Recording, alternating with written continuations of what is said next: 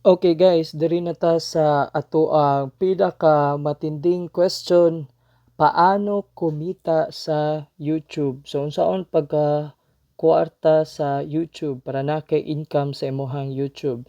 So after all those mga tips and advices, of course, we will boil down diri sa kitaan. So, paano makamonetize sa YouTube? So, una, ang requirement sa YouTube is dapat na kay 1,000 subscribers. Okay? So, wala na siya deadline or timeline. 1,000 subscribers pataas. And of course, dapat na kay 4,000 watch hours. So, dapat na kay 4,000 watch hours. Merong separate video tutorial dito sa playlist ko, sa channel ko, if you want to know more about 4,000 watch hours. Ang requirement sa 4,000 watch hours is within a year, okay? So, 1,000 subscribers, 4,000 watch hours within a year. After pag ma-comply na nimo tanan, ang YouTube will send you an email to invite you para sa ilahang YouTube Partner Program.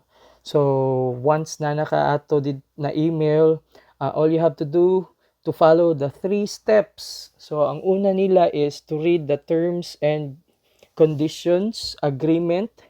You have to sign up na dito ang mga terms and agreement. I-click-click lang yun siya.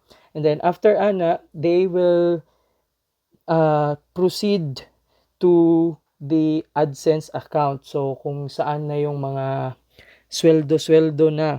Okay? So, kung sila na automatic maghatag sa imuha og registration form, or magkuha na lang sila details sa imuha para maka-apply ka sa AdSense. So, AdSense, mo na ang ilahang murag online online cash transactions sa Google. So, ilahan na siya, isa na nila ka product, okay?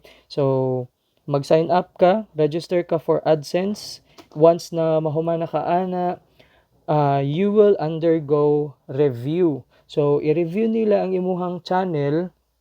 That will take mga 2 to 3 days of reviewing your channel, kung wala ba siya mga copyright strike, wala ba siya mga foul or copyright infringement. So once na ma-clear na nila tanan, automatic they will send you another email para maka-start na ka sa imong monetization. So ako bago lang ko naka-start sa ko ang monetization. So that's why, as promised, nagabuhat ko og guide para sa mga uban na nagasugod pod sa YouTube. Okay? So maka kwarta sa YouTube. So after once na ma-activate na nimo ang monetization, na siya mga green na sign diri sa side.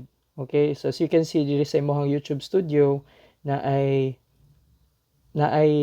logo or icon na dollar sign. So meaning naga-start na og roll imong advertisement So unsaon pa ka baka income ka og dollars, once na maklik na nimo ang imuhang ang sa viewer ang imuhang video, mo run ang advertisement. So pag ma-view nila ang advertisement, so that's the time na maka-generate ka og income nimo.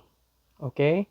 So kung i-skip na nila, I'm not sure kung di siya counted, pero most likely I believe dili siya counted. So kung ma-view nila ang advertisement, so I think that's a good sign na naka-monetize na kaana. So na siya yung mga ways unsaon pag-activate. For example, madto ka dito sa imuhang video, and then na-edit diri sa top right, and then adto ka sa monetization, and nakasulat dira monetize with ads. So kung for example naka-close yan lahat, i-open mo lang and then save. So automatic meron yan siya before your video plays, mid part if maabot og 10 minutes ang imuhang video pataas na siya advertisement sa mid part and sa end part sa imuhang video. So sila na automatic mag-run sa advertisement. So yun. So in short, you will get income sa YouTube through advertisement.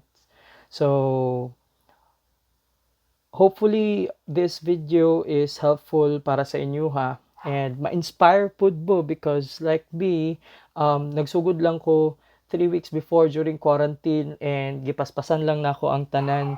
So unexpectedly nahuman nako siya tanan within a month lang sa 1 year na deadline. So I think kaya ra pud kaayo ninyo. Okay?